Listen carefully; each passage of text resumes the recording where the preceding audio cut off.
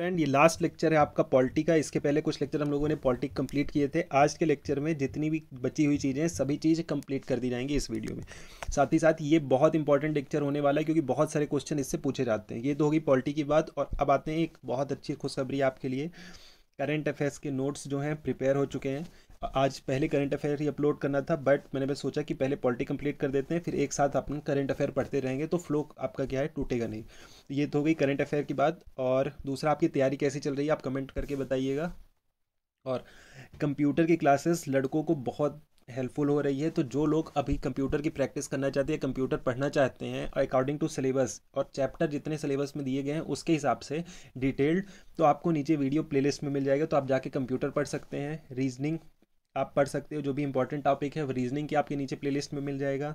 History की classes upload कर दी गई हैं, हिस्ट्री में आपको कंप्लीट नोट मिल जाएगा जितने आपके सिलेबस में दिया गया है या फिर आपके एग्जाम के लिए रिलेवेंट है। पॉलिटी के लेक्चर आपको नीचे एक साथ मिल जाएगी, उसकी भी प्लेलिस्ट मिल जाएगी, वहाँ जाके आप पॉलिटी के लेक्चर देख सकते हो। और आज का वीडियो भी उसमें कनेक्ट कर दिया जाएगा। पॉलिटी के लेक्चर हो गए, और अब आपका कौन सी चीज़ बची, करंट अफेयर। तो करंट अफेयर्स के नोट्स जो हैं प्रिपेयर हैं, आपको आज शाम को ही या फिर कल से आपको वीडियो मिलना स्टार्ट हो जाएंगे और आपको नोट्स भी मिल जाएगा, जिससे आपको बहुत ज़्यादा टाइम बर्बाद करने की जरूरत नहीं। करंट अफेयर की एक ही जगह सभी चीज़ें आपको मिल जाएंगी। ये हो गई करंट अफेयर की बात। फिर बचती हैं दो चीज़ें, हिंदी और इंग्लिश। तो हिंदी और इंग्लिश की क्लासेस करंट अफेयर के बाद आपको मिल जाएंगी। तो ये है पूरा आपका नॉन टेक्निकल कैसे प्रिपेयर करना है। तो आप प्रिपेयर करना चाहते हो तो must hit the subscribe button, जिससे नेक्स्ट टाइम जब भी वीडियो अपलोड हो करंट अफेयर्स के या फिर किसी के, तो आपके पास नोटिफिकेशन पहुंच जाए, तो आप टाइम से अपना चीज़ें प्रिपेयर कर लो। क्योंकि जो एक आदमी मेहनत करे और मेहनत करके नोट प्रिपेयर करे और आप सब लोग पढ़िए, और आप लोग को फोकस होना चाहिए रिवीजन करने में। मैक्सिमम टाइम कितने टाइम रिवीजन कर सकते हैं, जितना रिवीजन करोगे उतनी चीज़ें क्लियर होती जाएंगी, और आप जब एग्जाम में बैठोगे तो एग्जाम में कोई प्रॉब्लम नहीं होगी। तो दैट्स द मोटो ये सब बनाने का। और चलिए स्टार्ट करते हैं पॉलिटी की क्लासेस। और आप लोग सब्सक्राइब नहीं करते हो, बहुत सारे लोग वीडियो देख लेते हैं बट सब्सक्राइब नहीं करते हैं, तो मस्ट सब्सक्राइब।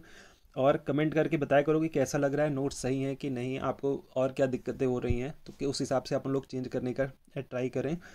और लाइक कर दिया करो, और सही लगा लग करे तो। चलो स्टार्ट करते हैं। ये तो हो गई बातें। पहले हम लोगों ने कहाँ तक पढ़ा था हम लोगों ने पार्ट 4A। 4A में क्या था, फंडामेंटल ड्यूटीज़ थी, जो कि बाद में जोड़ी गई थी किसमें, स्वर्ण सिंह कमेटी की रिकमेंडेशन में। ये स्वर्ण सिंह कमेटी ध्यान रखना, ये क्वेश्चन में पूछा जाता है, ठीक है ना। अब उससे आगे बढ़ते हैं। अब तो हम लोगों ने क्या पढ़ लिया, फंडामेंटल ड्यूटीज़ पढ़ ली, और फंडामेंटल राइट इसके पहले पढ़ लिए थे। अब आज हम लोग पढ़ने वाले हैं पार्ट 5। तो पार्ट 5 में क्या आता है, पार्ट 5 में आता है यूनियन। यूनियन मतलब सेंट्रल गवर्नमेंट की जितनी भी चीज़ें हैं ये आपकी पार्ट 5 में कवर हो जाएंगी। ये इसका आर्टिकल है आपका 52 से 151। 52 से 151, 52 में 100 जोड़ लो तो 152 -1, तो मैंने 99 जोड़ लो, अब तो कितना हो जाएगा 52 से 151। ध्यान रखना, इससे क्या होगा कि आपको अगर कोई भी चीज़ें बीच में आएंगी सेंट्रल में, तो आप अगर ऑप्शन में 3 ऊपर नीचे हैं इससे, तो आप जज भी कर सकते हो। अब आती है पहली कौन कौन सी चीज़ें पढ़ेंगे। पहले पढ़ेंगे हम लोग एग्जीक्यूटिव। एग्जीक्यूटिव में कौन कौन आता है, प्रेसिडेंट, प्रेसिडेंट आते हैं, वाइस प्रेसिडेंट आते हैं, आपके पीएम आते हैं, और सेंटर ऑफ मिनिस्टर आते हैं। ये सब आते हैं एग्जीक्यूटिव में। तो इनके लिए 52 से 78 ये चीज़ें आपकी किसमें, एग्जीक्यूटिव पार्ट में। फिर है लेजिस्लेचर, ये सब डिटेल में पढ़ने वाले हैं आगे। लेजिस्लेचर है आपका पार्ट 79 से, पार्ट नहीं है, आर्टिकल 79 से 122, जिसमें आपको पढ़ना है लोकसभा और राज्यसभा। तो लोकसभा और राज्यसभा, एक आप क्वेश्चन का आंसर दीजिए ऐसे, राज्यसभा को भंग किया जा सकता है कि नहीं, इसका आंसर आपको नीचे कमेंट करके बताना है, ठीक ना। और दूसरी चीज़ ये आपको बताना है कमेंट करके कि कौन सी ऐसी बॉडी है जो परमानेंट बॉडी है, लोकसभा या राज्यसभा। फिर आते हैं लेजिस्लेटिव पावर ऑफ प्रेसिडेंट, उसमें है आर्टिकल 123 है। फिर पढ़ेंगे जुडिशरी। जुडिशरी में हम लोग पढ़ेंगे सुप्रीम कोर्ट और हाई कोर्ट।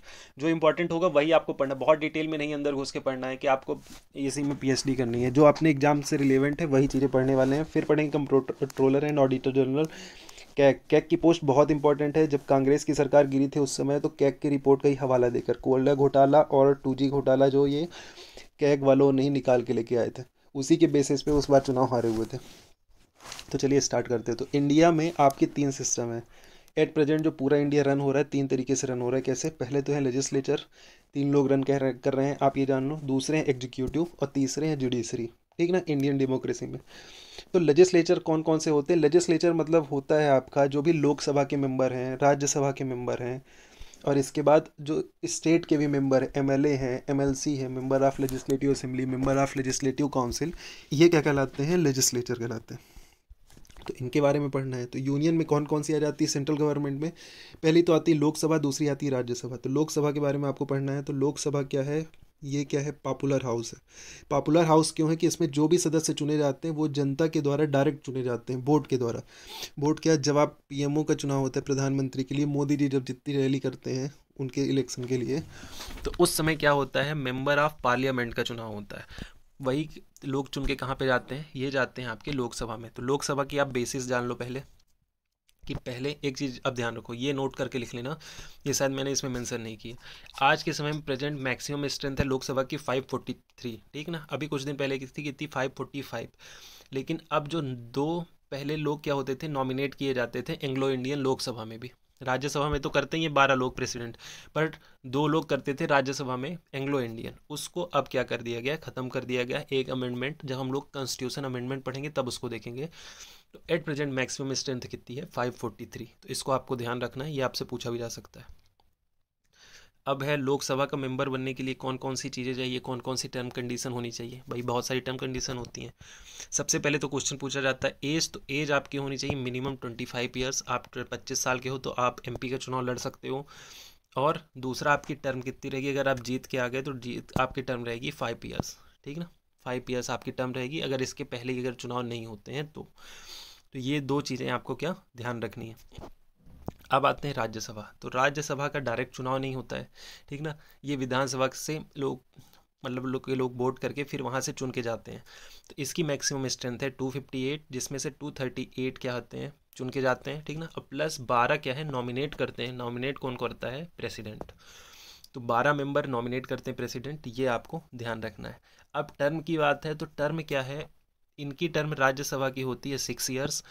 तो ये आपको ध्यान रखना है। यहीं में लड़के गलती कर देते हैं। इसको बोलते हैं राज्यसभा को, अपर हाउस बोलते हैं राज्यसभा को। और दूसरा, इसमें क्या कि 1/3 मेंबर जो है ना, हर 2 साल में दूसरे साल रिटायर होते जाते हैं और फिर नए मेंबर आते रहते हैं। तो ये कभी ऐसा नहीं होता है कि जो भी आपका राज्यसभा है वो परमानेंट भंग हो गई हो, ऐसा नहीं। जबकि लोकसभा में ऐसा क्या है कि पहले, अभी जैसे आज इलेक्शन होगा तो 5 साल बाद फिर से इलेक्शन होंगे, फिर टोटल नए आदमी आएंगे, जितने भी हैं सेम रिपीट भी हो सकते हैं, बट नए लोग फिर से चुन के आएंगे। बट राज्यसभा में बीच में आते रहते हैं, जाते रहते हैं, तो ये कभी ख़त्म नहीं होती। ये एक परमानेंट बॉडी है राज्यसभा, ये आपको ध्यान रखना है। फिर उसी तरह स्टेट में है, जैसे आपकी लोकसभा है उसी तरह क्या है? लेजिस्लेटिव असेंबली है, उसी तरह लेजिस्लेटिव काउंसिल है राज्यसभा की तरह। अब आते हैं एग्जीक्यूटिव पोस्ट में। तो एग्जीक्यूटिव कौन कौन कहलाते हैं? PM, president, vice president, PM, centre of minister, ये क्या कहलाते हैं? एग्जीक्यूटिव कहलाते हैं। और CM, governor, centre of ministers जो भी स्टेट के हैं वो भी आपके क्या एग्जीक्यूटिव पोस्ट है। फिर आती है जुडिशरी, मीन्स न्यायालय व्यवस्था, जिसमें आपके supreme court, high court, district court, ये सब आ जाता है। और ये पूरा क्या है? इस तरह से आपकी इंडियन डेमोक्रेसी रन होती है, इन सभी के कॉम्बिनेशन से। और सब ये आपस में इंटरकनेक्टेड हैं कहीं ना कहीं। तो ये सभी के बारे में आपको पढ़ना है आज, ठीक ना। तो सबसे पहले प्रेसिडेंट से स्टार्ट करते हैं। तो प्रेसिडेंट में आपको याद रखना है कि आर्टिकल 52। अब दूसरा एक और क्वेश्चन पूछा जाता है, अभी कुछ दिन पहले ही पूछा गया था कि डायरेक्ट इलेक्टेड और इनडायरेक्ट इलेक्टेड। डायरेक्ट इलेक्टेड मतलब क्या हो गया कि आप डायरेक्ट, जनता हम वोट करें, जैसे मेंबर ऑफ पार्लियामेंट को जनता डायरेक्ट वोट करती है, फिर वो चुने जाते हैं, तो वो क्या कहलाते हैं? Directly elected. और इनडायरेक्टली इलेक्टेड क्या कहलाते हैं? कि जनता डायरेक्ट वोट नहीं कर रही, जनता सपोज वोट कर दी एमएलए को, ठीक ना। एमएलए लोग चुन के किसको भेज रहे हैं? राज्यसभा में मेंबर भेजे, तो वो क्या कहला गया? इनडायरेक्टली इलेक्टेड, जिसमें क्या जनता का डायरेक्ट पार्टिसिपेशन नहीं है। तो 2 क्वेश्चन पूछे जाते हैं यहाँ पे कि प्रेसिडेंट जो है डायरेक्टली इलेक्टेड है कि डायरेक्टली इनडायरेक्टली इलेक्टेड है। तो प्रेसिडेंट की जब भी वैकेंसी होती है या फिर जब भी इलेक्शन होता है तो हम आप तो वोट करते नहीं हैं, तो वो क्या है? इनडायरेक्टली इलेक्टेड है। लेकिन ये क्वेश्चन नहीं पूछा जाता है, क्वेश्चन पूछा जाता है प्राइम मिनिस्टर की पोस्ट डायरेक्टली इलेक्टेड है या इनडायरेक्टली इलेक्टेड है। तो प्राइम मिनिस्टर की पोस्ट आपने देखा होगी, जब भी चुनाव होते हैं, जैसे मोदी जी जब भी चुने जाते हैं तो खुद ही प्रचार करते हैं, हम लोग सब वोट करते हैं। तो ऐसा है क्या कि वो डायरेक्टली इलेक्टेड है? तो ऐसा बिल्कुल नहीं है। प्राइम मिनिस्टर की पोस्ट भी इनडायरेक्टली इलेक्टेड है, डायरेक्टली नहीं। डायरेक्ट प्राइम मिनिस्टर की पोस्ट के लिए इलेक्शन नहीं होता है, इलेक्शन होता है आपके मेंबर ऑफ पार्लियामेंट की पोस्ट के लिए। फिर मेंबर ऑफ पार्लियामेंट जितने चुन के जाते हैं वो डिसाइड करते हैं कि हु विल बिकम पीएम। तो ऐसा सिस्टम, इसको ध्यान रखना। पीएम वाला, प्रेसिडेंट वाला तो आपको पता ही है। फिर आ जाते हैं टेन्योर में, कि टेन्योर 5 ईयर्स का होता है। इससे क्वेश्चन आता है प्रेसिडेंट को ओथ कौन दिलाता है, तो ओथ दिलाते हैं चीफ जस्टिस ऑफ इंडिया। और अगर प्रेसिडेंट रिजाइन करना चाहें तो किसको रिजिग्नेशन लेटर देंगे, आपको वाइस प्रेसिडेंट को, ठीक ना। और एज कितनी होनी चाहिए प्रेसिडेंट बनने के लिए, मिनिमम 35 ईयर्स, ये मैक्सिमम एज है किसी भी इलेक्शन के लिए आज के समय में। जैसे प्रेसिडेंट बनने के लिए 35 ईयर्स, लोकसभा के लिए आपकी 25 ईयर्स, राज्यसभा के लिए है 30 ईयर्स, तो ये आपको ध्यान रखनी है। अब है इलेक्शन में कौन कौन पार्टिसिपेट करता है, तो इलेक्शन में लोकसभा के मेंबर पार्टिसिपेट करते हैं, राज्यसभा के मेंबर पार्टिसिपेट करते हैं, लेजिस्लेटिव असेंबली के पार्टिसिपेट करते हैं, और 2 जगह यूनियन टेरिटरी के लोग पार्टिसिपेट करते हैं, कौन, दिल्ली और पांडुचेरी के। अब जितने भी मेंबर हैं वो इलेक्टेड मेंबर होने चाहिए, नॉमिनेटेड नहीं। जैसे राज्यसभा में क्या है कि 12 मेंबर प्रेसिडेंट नॉमिनेट करते हैं, तो वो इस इलेक्शन में पार्टिसिपेट नहीं करते हैं प्रेसिडेंट के। इसके बाद आ जाता है मेथड, की कौन सी मेथड है इलेक्शन करने की, तो ये कहलाती है proportional representation system by a single transferable vote, ये कहलाता है प्रेसिडेंट की इलेक्शन मेथड को। फिर है, अब प्रेसिडेंट को निकालना हो या फिर प्रेसिडेंट को इम्पीच करना है, पद से हटाना है, तो उसकी क्या प्रक्रिया है, तो वो आपका किस में है, आर्टिकल 61 में। ये क्वेश्चन बहुत बार पूछा भी जा चुका है, तो इसको आप ध्यान रखेंगे। आर्टिकल 61 इम्पीचमेंट ऑफ प्रेसिडेंट है, जिसमें क्या है कि 14 दिन पहले आपको नोटिस देना पड़ता है प्रेसिडेंट को, फिर वे उसका जवाब देते हैं या फिर जवाब नहीं देते हैं, ऐसा कुछ कंडीशन आती है। तो उसके बाद क्या है कि स्पेशल मेजॉरिटी होनी चाहिए, नॉर्मल मेजॉरिटी में प्रेसिडेंट को नहीं हटाया जा सकता। इम्पीचमेंट प्रिवेंट करने के लिए आपको क्या है, स्पेशल मेजॉरिटी चाहिए 2/3 मेंबर्स के। इसके बाद ही आपको प्रेसिडेंट की पोस्ट को ख़त्म किया, पोस्ट को नहीं, जो भी उसमें इलेक्टेड मेंबर है उसको वहाँ से हटाया जा सकता है। अब एक चीज़ और आर्टिकल ध्यान रखना, 123, आर्टिकल 123 इज़ वेरी इंपॉर्टेंट, कि अगर जब भी सत्र नहीं चल रहा होता है उस समय कोई कानून बनाना होता है तो उसको ऑर्डिनेंस कहते हैं। तो ऑर्डिनेंस जो आता है वो आता है किसके अंडर में, आर्टिकल 123। तो ये आपको प्रेसिडेंट से ध्यान रखना है। प्रेसिडेंट के बाद फिर आते हैं वाइस प्रेसिडेंट की पोस्ट, तो वाइस प्रेसिडेंट में भी टर्म एंड कंडीशन सेम है, बट उसमें कुछ डिफरेंसेस हैं। पहले तो ये आर्टिकल 63 से 73 के बीच में वाइस प्रेसिडेंट की पोस्ट है, इसमें भी एज आपका जो है कि एज कितने 35 ईयर्स ही है, टर्म 5 ईयर्स है, लेकिन ओथ कौन दिलाता है, प्रेसिडेंट। अब आर्टिकल 64 क्या कहता है कि जो भी वाइस प्रेसिडेंट ऑफ इंडिया होगा वो क्या, कौन होगा, चेयरमैन ऑफ राज्यसभा भी होगा, ठीक ना। तो राज्यसभा का चेयरमैन, कभी भी क्वेश्चन आता है तो कौन होते हैं, अपने वाइस प्रेसिडेंट होते हैं। ये क्वेश्चन भी बहुत बार पूछा जा चुका है, आई थिंक आपको पता भी होगा। और इनका इलेक्शन थोड़ा डिफरेंट होता है, इसमें क्या है कि मेंबर ऑफ लेजिस्लेटिव असेंबली और लेजिस्लेटिव काउंसिल वाले जो लोग हैं ना, ये पार्टिसिपेट नहीं करते हैं। इसमें सिर्फ पार्टिसिपेट करते हैं लोकसभा और राज्यसभा के जो भी इलेक्टेड कैंडिडेट है। फिर आता है रिमूवल, तो रिमूवल के लिए सेम है, इसमें रिजोल्यूशन सिर्फ इसमें लाया जा सकता है राज्यसभा में, और 2/3 में स्पेशल मेजॉरिटी चाहिए। फर्स्ट वाइस प्रेसिडेंट से क्वेश्चन आता है और हमेशा गलत होता है, सभी को पता है, सर्वपल्ली राधाकृष्ण, बट ये नहीं पूछा जाता, ये पूछा जाता है इनकी टर्म क्या है। तो टर्म थी 1952 से 1962, 10 ईयर्स। गलती कहाँ पे हो जाती है कि हम सोचते हैं कि जब भारत का संविधान लागू हुआ था 1950 में, तभी से प्रेसिडेंट और वाइस प्रेसिडेंट दोनों की पोस्ट स्टार्ट हुई थी, बट ऐसा नहीं है। जो प्रेसिडेंट की पोस्ट तो 1950 से स्टार्ट हो गई थी, वाइस प्रेसिडेंट 1952 से स्टार्ट हुई थी। तो ये ध्यान रखना, 1952 से 1962, ये क्वेश्चन 2 से 3 बार एग्जाम में रिपीट हो चुका है। अब जो पहले प्रेसिडेंट थे उनके बारे में कुछ देख लेते हैं, कौन कौन सी इंपॉर्टेंट चीज़ें हैं। तो 14th आपके प्रेसिडेंट कौन है, अभी एट प्रेजेंट रामनाथ कोविंद जी हैं। इसके बाद first president doctor Rajendra Prasad, 26 जनवरी 1950 से 1962 तक, तो ये ध्यान रखना। सेकंड आपके क्या थे, सर्वपल्ली राधाकृष्ण, ये 1962 से 1967। थर्ड है जाकिर हुसैन, 1967 से 1969। और जाकिर हुसैन के बाद फर्स्ट एक्टिंग प्रेसिडेंट कौन बनते हैं, वीवी गिरी बनते हैं। फिर वीवी गिरी भी रिजाइन दे देते हैं, तो वीवी गिरी के बाद सेकंड एक्टिंग प्रेसिडेंट बन जाते हैं आपके कौन, एम हिदाउद्दुल्ला। तो ये क्या थे उस समय, ये थे chief justice of India. Chief justice of India means अगर वाइस प्रेसिडेंट भी रेजिग्नेशन दे देता है तो भारत का प्रेसिडेंट कौन कहलाएगा, चीफ जस्टिस ऑफ इंडिया। तो ये first chief justice of India है जो प्रेसिडेंट की पोस्ट में एक्टिंग प्रेसिडेंट थे उस समय। फिर अगेन वीवी गिरी आते हैं फोर्थ, तो ये ध्यान रखना, एम हिदायतुल्ला, इससे भी क्वेश्चन पूछा जाता है। फिर फिफ्थ प्रेसिडेंट थे फखरुद्दीन अली अहमद, जिनका टर्म था 1974 से 1977, मीन्स इंदिरा गांधी के टाइम में। और इनका जो डेथ होती है कार्यकाल इनका चल रहा होता है तभी ऑफिस टाइमिंग में ही डेथ होती है इसका। और इसके बाद फिर एक्टिंग आपके प्रेसिडेंट बनते हैं BD जट्टी। तो ये इतना बस ध्यान रखना है। इसमें सबसे इंपॉर्टेंट है आपको ध्यान रखने का कि जो फर्स्ट एक्टिंग प्रेसिडेंट है वो है BV गिरी, और first CJI chief justice of India जो एक्टिंग प्रेसिडेंट भी थे वो हैं M हिदाउद्दुल्ला।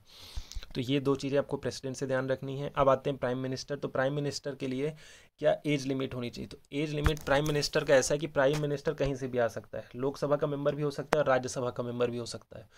इसके लिए डायरेक्ट इलेक्शन नहीं होता है कि इसमें कोई आपकी एज लिमिट है, कोई दोनों में से किसी कोई भी मेंबर बन सकता है। तो अगर लोकसभा से आया होगा तो उसके लिए क्या है क्राइटेरिया कि मिनिमम आपको 25 ईयर्स एज होनी चाहिए, और वही राज्यसभा से आया होगा तो राज्यसभा के लिए मिनिमम 30 ईयर्स एज होनी चाहिए। तो ये प्राइम मिनिस्टर के केस में ध्यान रखना। अब प्राइम मिनिस्टर में इंपॉर्टेंट प्राइम मिनिस्टर देख लेते हैं क्योंकि इससे भी क्वेश्चन पूछे जाते हैं। फर्स्ट प्राइम मिनिस्टर कौन थे अपने? श्री जवाहरलाल नेहरू। टर्म था उनका 1947 से 1962, मीन्स 17 साल। मैक्सिमम टाइम तक कोई प्राइम मिनिस्टर रहे तो कौन? जवाहरलाल नेहरू। फिर इसके बाद इंटरिम प्राइम मिनिस्टर फर्स्ट कौन बने? वो बने गुलजारी लाल नंदा, जो बने थे 13 दिनों के लिए। तो फर्स्ट इंटरिम प्राइम मिनिस्टर, इससे क्वेश्चन पूछा जाता है तो ध्यान रखना है गुलजारी लाल नंदा। फिर आते हैं जवाहरलाल नेहरू के बाद फिर लाल बहादुर शास्त्री जो 1964 से 66 के बीच में रहते हैं। इनकी भी जो डेथ होती है या फिर एसेसिनेशन कह सकते हो वो होती है अपने ऑफिस टाइमिंग में ही होती है, ऑफिस कार्यकाल में। फिर इंटरिम PM कौन बनते? गुलजारी लाल नंदा। फिर इसके बाद बनती Indira Gandhi. Indira Gandhi first women prime minister हैं जो बनती 1967 से 1977। फिर बनते हैं मोरारजी देसाई। तो मोरारजी देसाई बहुत इंपॉर्टेंट है, आपको ध्यान रखना है क्योंकि first non Congress prime minister है। इसके पहले ऊपर जितने भी लोग प्राइम मिनिस्टर बने थे वो सब क्या किससे बिलोंग करते थे? कांग्रेस पार्टी से। But Morarji Desai was belong to Janata party. तो first prime minister, first non Congress prime minister है मोरारजी देसाई। और एट प्रेजेंट में अभी कौन आपके प्राइम मिनिस्टर है? श्री नरेंद्र मोदी जी। उनका सेकेंड कार्यकाल चल रहा है, मतलब एक पंचवर्ष वो उन्होंने कंप्लीट कर लिया, ये अभी उनका सेकेंड कार्यकाल चल रहा है। ठीक। अब प्राइम मिनिस्टर में और एक इंपॉर्टेंट क्वेश्चन पूछा जाता है, जितने भी इंपॉर्टेंट है ना वो साथ में मैंने इसके साथ साथ पॉलिटी में ही ऐड कर दिए हैं कि जिससे आपको एक ही जगह चीज़ें हो तो ध्यान रहती हैं अगर एक ही साथ चीज़ें पढ़ो तो। फर्स्ट है आपके कि कौन से इंडियन प्राइम मिनिस्टर हैं जिनको क्या है कि पाकिस्तान का भी हाईएस्ट सिविलियन अवार्ड मिला है? तो वो मिला है मोरारजी देसाई। और मोरारजी देसाई कौन है? फर्स्ट नॉन कांग्रेसी प्राइम मिनिस्टर। सबसे यंगेस्ट प्राइम मिनिस्टर कौन बने थे? वो बने थे राजीव गांधी। और first PM from south India, मतलब अभी तक क्या कहते थे नॉर्थ इंडिया से बहुत सारे लोग प्राइम मिनिस्टर बन रहे थे। First PM from south India कौन है? PV नरसिम्हा राव। और ऐसे PM जो कि राज्यसभा से आए हुए थे, मीन्स राज्यसभा में वहाँ पे इलेक्टेड थे, वो थे कौन है? HD देवेगौड़ा। तो ये ध्यान रखना है आपको प्राइम मिनिस्टर से। प्राइम मिनिस्टर के बाद अब आते हैं कैग। कैग बहुत इंपॉर्टेंट है। कैग में कौन कौन सी चीज़ें आपको ध्यान रखनी है? CAG controller and auditor general. इसका काम क्या होता है कि ये ऑडिट का काम करते हैं अकाउंट्स की। जैसे गवर्नमेंट की बहुत सारी स्कीम होती हैं, उसमें बहुत सारे पैसे आते हैं और पैसे फिर उसको क्या करते हैं? खर्च करते हैं सभी सेंटर ऑफ मिनिस्टर्स, उनके अंडर में जितने डिपार्टमेंट होते हैं। तो खर्च होने के बाद जितने भी अकाउंट्स है, किसको दिया गया, कहाँ से क्या गया है, उस खर्चे की ऑडिट कौन करता है? ऑडिट करता है कैग। और अपनी रिपोर्ट ये जाके दे देता है किसको? ये देता है प्रेसिडेंट को। और ये प्रेसिडेंट फिर पार्लियामेंट में देते हैं पब्लिक अकाउंट कमेटी में। और पब्लिक अकाउंट कमेटी का हेड होता है opposition leader, leader of opposition. आपका जो पार्टी अपोजिशन में रहती है उसका लीडर किस में रहता है? पब्लिक अकाउंट कमेटी में। तो ये पूरा कैग का काम है। तो कैग बहुत इंपॉर्टेंट पोस्ट है। तो इसके लिए कौन सा? आर्टिकल 148। आर्टिकल 148 बहुत अच्छे से ध्यान रखना। आर्टिकल 148 में क्या है? कैग है। कैग की जो भी कैग बनता है, कंट्रोलर एंड ऑडिटर जनरल जो बनता है, उसकी टर्म कितनी रहती है? कितने साल का कार्यकाल रहता है? वो रहता है 6 साल का या फिर 65 ईयर्स, जो भी हो गए सबसे पहले उसी में उसका कार्यकाल खत्म हो जाएगा। या फिर 6 साल कंप्लीट कर लो या फिर उसकी एज 65 हो गई हो प्लस। इसको अगर अपॉइंट कौन करते हैं? अपॉइंट करते हैं प्रेसिडेंट। लेकिन रिमूवल के लिए जैसे प्रेसिडेंट, वाइस प्रेसिडेंट, इन सब की इम्पीचमेंट की प्रोसेस है ना, सेम उसी तरह इम्पीच किया जा सकता है, किसी से कहने पे ये हटाया नहीं जा सकता। इसलिए बहुत पावरफुल पोस्ट भी है और बहुत इंपॉर्टेंट पोस्ट है। अब है कैग। एट प्रेजेंट अभी कैग कौन है? कैग है आपके गिरीश चंद्र मुर्मू। गिरीश चंद्र मुर्मू अभी आपके कैग हैं। इसके पहले ये कहाँ पे थे? ये थे JNK में थे, याद होगा आपको। तो फिर आते हैं अटॉर्नी जनरल। तो attorney general is very important also. ये क्या है? आर्टिकल 76 में है। 148 में क्या है? 76 में क्या है? Attorney general of India. और ये कहलाते हैं आपके first law officer. First law officer attorney general of India. इसको अपॉइंट करते हैं प्रेसिडेंट। और अभी कौन है? KK वेणुगोपाल। ठीक ना। अभी कौन एट प्रेजेंट आपके अटॉर्नी जनरल? के वेणुगोपाल। बट आप आर्टिकल ध्यान रखना, article is very important of के वेणुगोपाल, नाम भी ध्यान रखना, ये क्वेश्चन दोनों पूछे जा सकते हैं। एक क्वेश्चन आया हुआ था अभी, अभी लेटेस्ट एक एग्जाम हुआ था, कोई भी ध्यान नहीं आ रहा कौन सा एग्जाम हुआ था, उसमें क्वेश्चन पूछा गया था, ऐसा कौन सा मेंबर है या फिर कौन सा आदमी है जो कि लोकसभा और राज्यसभा दोनों की प्रोसीडिंग में पार्ट ले सकता है बट वो इलेक्टेड मेंबर नहीं है, इलेक्टेड या फिर नॉमिनेटेड कुछ भी नहीं है, तो वो कौन सा है ऑफिसर? वो कहलाते हैं आपके अटॉर्नी जनरल ऑफ इंडिया। ये दोनों की प्रोसीडिंग में पार्ट ले सकते हैं लेकिन वोट नहीं करते हैं। फिर है सॉलिसिटर जनरल, तो सॉलिसिटर जनरल का टर्म होता है 3 साल का, वो आते हैं आपके अटॉर्नी जनरल के अंडर में या फिर उनको असिस्ट करने के लिए। एट प्रेजेंट में अभी आपके सॉलिसिटर जनरल हैं तुषार मेहता, तो तुषार मेहता का आपको नाम ध्यान रखना है। अब आ जाते हैं जुडिशरी में, तो जुडिशरी में आपको क्या पढ़ना है? High court, supreme court, district court, ये सब आपको पढ़ना है जुडिशरी में। तो जुडिशरी स्टार्ट करते हैं। तो जुडिशरी, सुप्रीम कोर्ट ध्यान रखना, article 124 belongs to supreme court. इसके लिए टर्म क्या होती है? यहाँ पे गलती कर जाते हैं लड़के। सुप्रीम कोर्ट के जज जो है उसकी टर्म रहती है मैक्सिमम 65 ईयर्स तक, वो सुप्रीम कोर्ट के जज रह सकते हैं, और हाई कोर्ट के लिए है 62 ईयर्स। तो ये दो चीज़ें आपको ध्यान रखना है। अभी जो है मैक्सिमम पॉसिबल स्ट्रेंथ कितनी है सुप्रीम कोर्ट की? 32, बट एट प्रेजेंट अभी आपके 32 आपके जज हैं। अभी कुछ दिन पहले 33 थे, कोई रिटायर हो गया होगा, तो अभी क्या है एट प्रेजेंट, आज की बात मैं कर रहा हूँ, 32 आपके क्या हैं? जज हैं।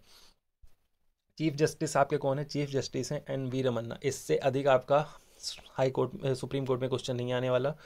जो अब बाकी रेट उठ पड़ा था तो वो तो आ सकता है कि रेट कौन कौन सी 5 रेट जारी करता है, ये सब, तो ये सब आ सकते हैं बाकी, और इससे ज़्यादा नहीं पूछा जाएगा। अभी नंबर ऑफ़ हाई कोर्ट कितने हैं? नंबर ऑफ़ हाई कोर्ट है 25। क्या है नंबर ऑफ़ हाई कोर्ट? और 6 हाई कोर्ट ऐसे हैं जहाँ पे एक राज्य या फिर 2 राज्यों या फिर यूनियन टेरिटरी एक साथ कंट्रोल करते हैं। अब है हाई कोर्ट के जो भी जज सेलेक्ट होते हैं उनको ओथ कौन दिलाता है? तो ओथ दिलाता है गवर्नर हाई कोर्ट का। सुप्रीम कोर्ट को के जितने भी जज हैं वो कौन ओथ दिलाता है? सीजेआई। बट इन सबको अपॉइंट कौन करते हैं? अपॉइंट करते हैं प्रेसिडेंट, ठीक ना। और चीफ जस्टिस ऑफ इंडिया को ओथ कौन दिलाते हैं? वो दिलाते हैं प्रेसिडेंट। तो ये आपको ध्यान रखना, इतनी सारी चीज़ें किसमें? हाई कोर्ट में। हाई कोर्ट और सुप्रीम कोर्ट दोनों में ध्यान रखना। और अभी अभी तो कुछ लेटेस्ट कोई ट्रांसफ़र हुए नहीं इतने बड़े, नहीं तो कभी कभी हाई कोर्ट जज के नाम भी पूछ लेता है। वो करंट में पढ़ेंगे, करंट में देखेंगे कौन कौन से अभी लेटेस्ट चीज़ें हुई वही पूछता है, बाकी पुराने वाला नहीं पूछता है। अब आते हैं इलेक्शन कमीशन ऑफ इंडिया। तो election commission of India article 324 is very important. अभी अभी क्या है कि बहुत सारे राज्यों में इलेक्शन हुए हैं और यूपी में भी इलेक्शन हुए हैं, आपका पेपर भी यूपी में ही होना है, तो बहुत इंपॉर्टेंट है। इससे बहुत सारी चीज़ें आ सकती हैं, यहाँ से तो पूछा ही जा सकता है। तो जो भी इलेक्शन कमिश्नर होता है उसका टर्म कितना होता है? 6 ईयर्स और 65 ईयर्स इसका मैक्सिमम टर्म होता है। और अभी चीफ इलेक्शन कमिश्नर आपके कौन है? सुशील चंद्रा। नाम ध्यान रखना। इलेक्शन कमिश्नर कौन है? राजीव कुमार। और इलेक्शन कमिश्नर दूसरे इलेक्शन कमिश्नर कौन है? अनूप कुमार पांडे। तो ये क्या होती है? पूरी तीन की टीम होती है, जिसमें एक तो इलेक्शन कमिश्नर हो जाते हैं, चीफ इलेक्शन कमिश्नर, और 2 उनके सबॉर्डिनेट हो रहते हैं जो कहलाते हैं आपके इलेक्शन कमिश्नर। तो ये तीनों के नाम आपको ध्यान रखने हैं इलेक्शन कमीशन में, आर्टिकल 324। और अभी चुनाव हुए हैं तो इससे क्वेश्चन अभी ये लाइमलाइट में भी थे, तो बिल्कुल पूछे जाने की संभावना है। फिर इसके बाद आ जाते हैं चीफ विजिलेंस कमीशन। ये कुछ पोस्टें हैं, उनके नाम आप ध्यान रखो, क्वेश्चन बिल्कुल आ सकते हैं। चीफ विजिलेंस कमीशन की आपकी क्या होती है? टर्म होती है 4 ईयर्स की। ये अभी हैं Suresh N Patel. Chief information commissioner की टर्म होती है 5 साल की। ये हैं आपके यशवर्धन कुमार सिन्हा। टर्म ध्यान रखना, इंफॉर्मेशन कमीशन 5 साल, विजिलेंस कमिश्नर 4 साल। फिर आते हैं सीबीआई। तो सीबीआई आपके कौन है? सुबोध कुमार जायसवाल। और इंटेलिजेंस ब्यूरो आईबी के हैं अरविंद कुमार। और आईबी किसी के अंडर में आता है? आईबी आता है होम मिनिस्ट्री के अंदर का। तो होम मिनिस्टर कौन है प्रेजेंट इंडिया के? आप नीचे कमेंट करके बताइएगा। अब और आगे बढ़ते हैं। अब आते हैं पार्ट 6 में आपका है स्टेट। जैसे अभी पार्ट 5 में अपने लोगों ने क्या पढ़ा था? यूनियन में जितना है सेंट्रल गवर्नमेंट, उसकी सभी चीज़ें थी। अब पार्ट 6 में हम पढ़ने वाले हैं स्टेट। इसका आर्टिकल रहेगा आर्टिकल 152 से आर्टिकल 237। स्टेट का आर्टिकल क्या है? 152 से 237। इसमें पढ़ेंगे क्या? स्टेट का मतलब क्या हो गया? आपको उत्तर प्रदेश के इलेक्शन अभी जो हुए थे सेम उसी को पढ़ना है। उसी में आपकी 2 चीज़ें होंगी। पहली तो लेजिस्लेटिव असेंबली, जिसमें अभी इलेक्शन हुए हैं, एमएलए जो चुने गए हैं, जिसका आपने अभी वोट दे के आया हुआ है, उसी का आपको पढ़ना है। एमएलए पढ़ना है, एमएलए के बारे में, और लेजिस्लेटिव काउंसिल जो चुनी जाएगी उसके बारे में पढ़ना है। साथ ही साथ यूपी भी कवर कर लेंगे, तो आपके एग्जाम से रिलेवेंट जो भी चीज़ें होंगी वो भी आ जाएंगी। तो लेजिस्लेटिव असेंबली में मिनिमम एज कितनी चाहिए? 25 साल। अभी आपने जितना भी देखा होगा कि जितने लोग पार्टिसिपेट किए थे उनकी मिनिमम एज थी क्या? 25 ईयर्स। और टर्म कितना है उसका? 5 साल। जो अभी भी चुने गए हैं उनका 5 साल तक वो रहेंगे अपनी पोस्ट पे। अब आते हैं लेजिस्लेटिव काउंसिल। तो लेजिस्लेटिव काउंसिल सभी जगह नहीं है इंडिया में, कुल मिला के अभी 6 स्टेट है जहाँ पे लेजिस्लेटिव काउंसिल चल रही है, ठीक ना। तो लेजिस्लेटिव काउंसिल का आर्टिकल है 169। इसका ध्यान रखना, लेजिस्लेटिव काउंसिल अच्छे से पढ़ना, क्योंकि आप पे यूपी में लेजिस्लेटिव काउंसिल है तो उससे क्वेश्चन आ सकते हैं। लेकिन लेजिस्लेटिव काउंसिल के लिए मिनिमम एज चाहिए 30 ईयर्स और उसका टर्म चाहिए 6 ईयर्स, ठीक ना। और लेजिस्लेटिव काउंसिल में मैक्सिमम मेंबर कितने हो सकते हैं? 1/3 ऑफ लेजिस्लेटिव असेंबली, मीन्स जितने लोग इलेक्टेड होकर चुने गए हैं उसके 1/3 मेंबर ही आपके लेजिस्लेटिव काउंसिल में हो सकते हैं। तो ये ध्यान रखना। तो लेजिस्लेटिव काउंसिल हो गई। अब ऐसे कौन कौन से इंडिया में स्टेट है जो कि जिसमें क्या है लेजिस्लेटिव काउंसिल है? तो अभी कुल मिला के 6 स्टेट हैं। आंध्र प्रदेश है, कर्नाटका है, तेलंगाना है, महाराष्ट्र है, बिहार है और उत्तर प्रदेश है। आंध्र प्रदेश जगन मोहन रेड्डी, कर्नाटका, कर्नाटका में कौन है? नाम नहीं याद आ रहा अभी। तेलंगाना में केसीआर, महाराष्ट्र में उद्धव ठाकरे, बिहार के कौन है सीएम? नीतीश कुमार, मुंबई ऐसा करके है ना कर्नाटका के, मुंबई देख लेना कर्नाटका के कौन है आपके चीफ मिनिस्टर। उत्तर प्रदेश के आपको पता ही है, योगी आदित्यनाथ। तो लेजिस्लेटिव काउंसिल में कितनी सीट हैं उत्तर प्रदेश में? 100 सीटें हैं। ये क्वेश्चन आपको पूछा ही जाएगा, ये ध्यान रखना। इसके लीडर ऑफ हाउस अभी कौन है? दिनेश शर्मा है। अब लेजिस्लेटिव यूपी लेजिस्लेटिव असेंबली में अभी इलेक्शन हुए हैं उसको देख लेते हैं। तो लेजिस्लेटिव असेंबली में टोटल सीटें कितनी हैं? 430। बीजेपी को मिली कितनी है? 255। तो मीन्स बीजेपी अकेले ही मेजॉरिटी में है, ठीक ना। एनडीए को तो और ज़्यादा सीट मिली हुई है, बट बीजेपी को अकेले ही आपकी मोर देन सफिशियंट सीटें। फिर इसके बाद स्पीकर, स्पीकर कौन है? सतीश महान है। लीडर ऑफ हाउस होंगे आपके योगी आदित्यनाथ। डिप्टी लीडर कौन है? ब्रिजेश पाठक और केशव प्रसाद मौर्य, ये डिप्टी आपके सीएम भी हैं। योगी आदित्यनाथ आपके सीएम हैं। और लीडर ऑफ अपोजिशन है अखिलेश यादव। तो ये क्वेश्चन आपसे पूछे जा सकते हैं, अभी भी लेटेस्ट इलेक्शन हुए हैं तो बिल्कुल पूछे जा सकते हैं। बट ये पूछने से ज़्यादा एक और चीज़ें पूछी जा सकती है कि कितनी नंबर ऑफ सीटें एमपी की हैं, मीन्स मेंबर ऑफ पार्लियामेंट की कितनी सीटें हैं? तो 80 सीटें हैं यूपी में। तो इसको आपको ध्यान रखना है, इतनी चीज़ें, ये बहुत इंपॉर्टेंट है। हाई कोर्ट अपन लोगों ने पढ़ लिया था, हाई कोर्ट और पढ़ लो। हाई कोर्ट का है किसमें? आर्टिकल 214 में हाई कोर्ट का है। अभी इंडिया में टोटल 25 हाई कोर्ट है, जिसकी टर्म आपकी जो भी हाई कोर्ट के जज होते हैं उनकी टर्म रहती है 62 ईयर्स तक। 62 साल की उम्र तक वो हाई कोर्ट के जज रह सकते हैं। जब भी फंडामेंटल राइट आपके किसी के छीने जाते हैं तो आप डायरेक्ट सुप्रीम कोर्ट या हाई कोर्ट में जाके अपना जो भी वहाँ पे लगा सकते हो। तो ये है, इसमें आर्टिकल 256 के तहत हाई कोर्ट कार्रवाई करता है फंडामेंटल राइट में, और आर्टिकल 32 में सुप्रीम कोर्ट में आप जाके केस कर सकते हो, ठीक ना। अब एक क्वेश्चन आता है, बहुत बार पूछा भी गया है कि ओरिजिनल जुडिक्शन कौन कौन से कहलाते हैं हाई कोर्ट या सुप्रीम कोर्ट के? तो हाई कोर्ट के ओरिजिनल जुडिक्शन कौन कौन से हैं? फंडामेंटल राइट से रिलेटेड अगर कोई भी चीज़ें होंगी तो आप डायरेक्ट हाई कोर्ट या सुप्रीम कोर्ट में जा सकते हो। इलेक्शन रिगार्डिंग कोई केस होता है या फिर मैरिज या डिवोर्स से रिगार्डिंग कोई केस होता है तो आप डायरेक्ट हाई कोर्ट में अर्जी लगा सकते हो। अदरवाइज बाकी नहीं तो आपको पूरा प्रॉपर चैनल फॉलो करना पड़ेगा। नीचे डिस्ट्रिक्ट, फिर डिस्ट्रिक्ट के बाद ब्लॉक, डिस्ट्रिक्ट जो भी नीचे की हैं वो पूरा न्याय व्यवस्था को आपको फॉलो करके वहाँ तक पहुँचना पड़ेगा। बट ओरिजिनल जुडिक्शन में आप डायरेक्ट वहाँ पे लगा सकते हो क्या केस अपना। अब आ जाते हैं पार्ट 9। पार्ट 9 में आपका है पंचायत। तो पंचायत में जो अपने इंडिया में व्यवस्था है 3 टियर सिस्टम की, वो लाई गई है किसके द्वारा किसकी रिकमेंडेशन से? तो बलवंत राय मेहता कमेटी से। और कब? 1958 में। तो बलवंत राय मेहता, ध्यान रखिएगा, बलवंत राय मेहता कमेटी से क्वेश्चन हर बार पूछा जाता है कि जो 3 टियर व्यवस्था है इंडिया में पंचायतों की, वो किसके द्वारा, किसकी रिकमेंडेशन से? तो बलवंत राय मेहता कमेटी के द्वारा। तो पंचायती राज में कैसा है कि पहले तो एक जिला परिषद होती है सबसे ऊपर लेवल में। आप अपने एरिया में देख लेना, ये तो आप अपने एरिया में चीज़ें ही, फिर ब्लॉक लेवल में होती हैं, फिर ब्लॉक लेवल से सबसे नीचे सबसे छोटी इकाई क्या कहलाती है? ग्राम पंचायत। यहाँ से आप क्या कर चुनते हो? सरपंच चुनते हो। स्टार्ट कब हुई थी? 1959 में स्टार्ट हुई थी राजस्थान के नागौर से, ठीक ना। ये फर्स्ट स्टेट अगर कौन सा है जो इसने पंचायती राज व्यवस्था को अपनाया था वो कौन है? राजस्थान। और कौन सा प्लेस कौन सा है? तो नागौर, ये ध्यान रखना। और 73rd अमेंडमेंट से बिल्कुल क्वेश्चन आता है कि 73rd अमेंडमेंट एक्ट किससे रिलेटेड है? तो ये रिलेटेड है आपके पंचायती राज से, जो कि है 11 शेड्यूल में, और ये पास हुआ था 24 अप्रैल 1993। तो 24 अप्रैल को पंचायती राज दिवस भी मनाया जाता है।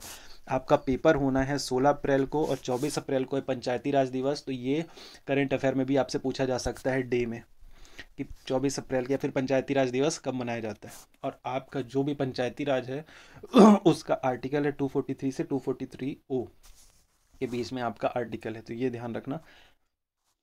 गला थोड़ा खराब है तो मैनेज कर लेना। अब ऐसे कौन कौन से राज्य हैं इंडिया में जहाँ पे पंचायती राज व्यवस्था एग्जिस्ट नहीं करती है, तो वो है आपके नागालैंड में, मेघालय, मिजोरम और दिल्ली में।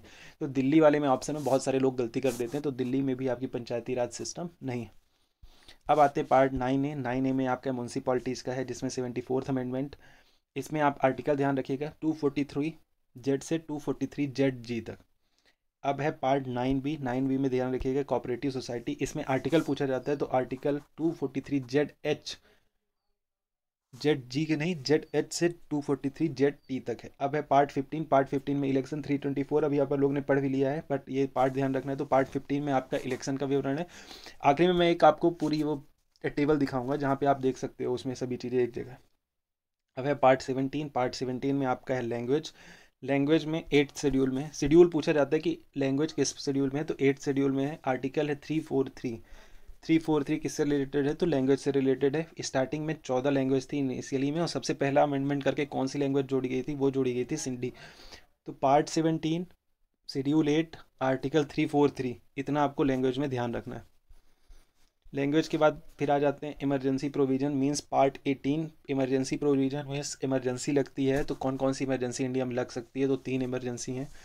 पहले तो नेशनल इमरजेंसी, जो है आर्टिकल 352, इसमें 4 जोड़ेंगे तो 356 में आपकी क्या है, स्टेट इमरजेंसी, और इसमें 56 के बाद 360 जो है फाइनेंशियल इमरजेंसी। ठीक है, अब लगती कब कब है, नेशनल इमरजेंसी मतलब जो बाहरी आक्रमण हो या फिर ऐसा कुछ खतरा हो, उस केस में सिर्फ नेशनल इमरजेंसी आप लगा सकते हो। और आज तक इंडिया में 3 टाइम लगी थी, 1962, 71 और 75, 3 बार इंडिया में लग चुकी है अब तक नेशनल इमरजेंसी। इसके बाद फिर स्टेट इमरजेंसी। स्टेट इमरजेंसी में तो गवर्नर को ऐसा लगता है कि यहाँ की राज्य व्यवस्था ठीक नहीं है या फिर सरकार अच्छे से नहीं चल रही है अकॉर्डिंग टू कॉन्स्टिट्यूशन, तो वो अपनी रिपोर्ट देता है किसको, प्रेसिडेंट को, गवर्नर।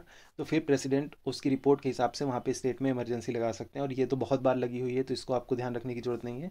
और आर्टिकल 360 क्या है कि फाइनेंशियल इमरजेंसी, मतलब फाइनेंशियल कंडीशन इतनी ख़राब हो जाए ऐसा, तो उस केस में भी इमरजेंसी लगाई जा सकती है। बट आज तक इंडिया में फाइनेंशियल इमरजेंसी कभी भी नहीं लगी हुई, तो ये चीज़ आपको इमरजेंसी से रिगार्डिंग ध्यान रखना है।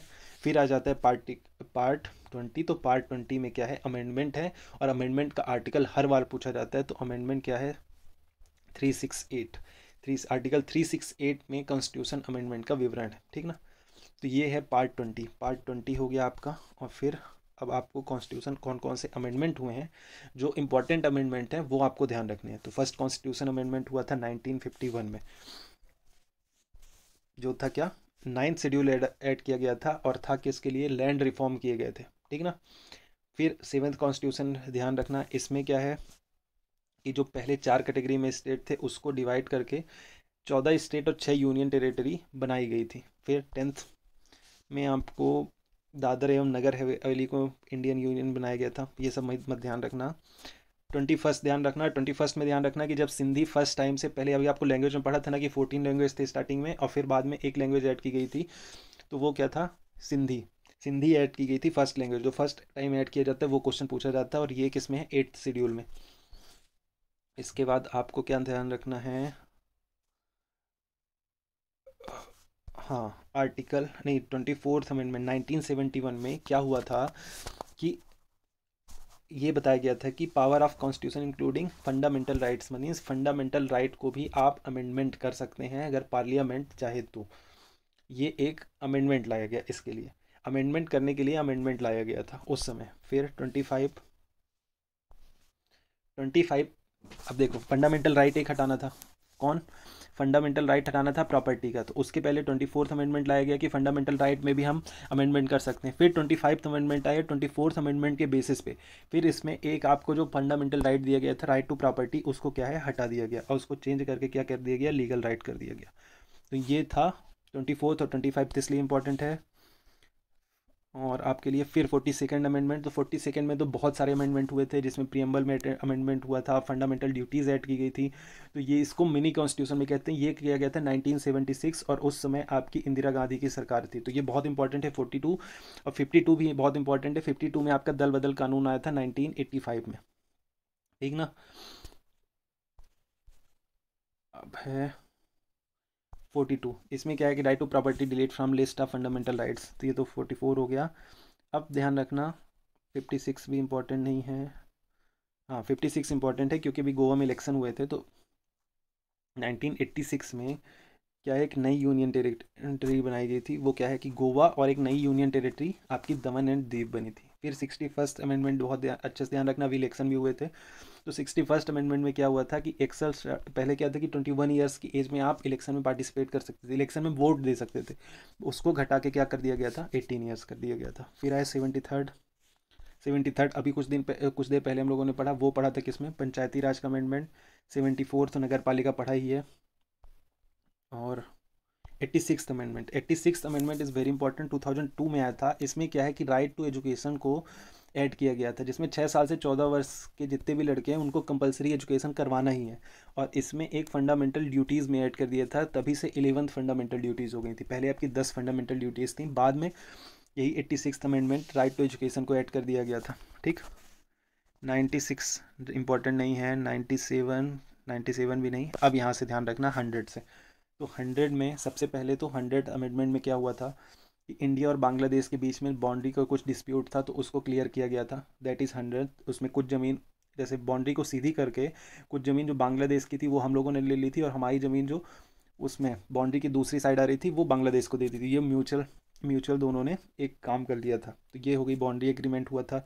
101 बहुत इंपॉर्टेंट है, जीएसटी आया था 101 जुलाई 2017 में। 102, इसमें क्या था कि नेशनल बैकवर्ड कमीशन को यह कॉन्स्टिट्यूशन अमेंडमेंट करके कॉन्स्टिट्यूशनल स्टेटस प्रोवाइड किया गया था। फिर 103 ध्यान रखना कि 10% रिजर्वेशन। 104 में क्या हुआ था कि वही जो रिजर्वेशन जो था पहले, उसको 70 साल के लिए था स्टार्टिंग में एससी और एसटी के लिए, उसको बढ़ा के 10 साल और बढ़ा दिया गया है। और जो 2 सीटें थी एंग्लो इंडियन की, इसमें लोकसभा में और जो दूसरी जगह भी रहती थी स्टेट असेंबलीज में, उसको भी हटा दिया गया है। और अभी लेटेस्ट है 105 फिफ्थ अमेंडमेंट, जिसमें क्या किया गया है कि ओबीसी लिस्ट, अभी तक क्या होता था कि स्टेट और सेंट्रल दो अपनी अपनी ओबीसी की लिस्ट बनाते थे, ठीक ना। और इसमें क्या होता था, स्टेट की अलग लिस्ट, ओबीसी की अलग, सेंट्रल की अलग लिस्ट। तो उसमें क्या है कि बहुत सारे लोग को मिल ही नहीं पाता था, जो भी ओबीसी का आरक्षण मिलता है उसका फ़ायदा। अब क्या कर दिया है कि अब कर दिया है कि स्टेट भी अपनी लिस्ट बना सकता है। तो ये है 105th अमेंडमेंट। ये हो गया आपका कंप्लीट। आई थिंक कि आपको पूरे नोट्स मिल गए हैं पॉलिटी के। वीडियो लेक्चर बहुत लंबा हो गया है, थोड़ा बोरिंग भी हो सकता है, बट एग्ज़ाम निकालना है तो पढ़ना ही पड़ेगा। बाकी मिलते हैं कल से। आज नेक्स्ट वीडियो से करंट अफेयर्स के वीडियो भी आपके मिल जाएंगे। करंट अफेयर्स इसके बाद कंप्लीट करना है, इसके बाद हिंदी और इंग्लिश। ओके, अगर कंटेंट अच्छा लगा हो तो must hit the like button and subscribe to our YouTube channel. मिलते हैं नेक्स्ट वीडियो में।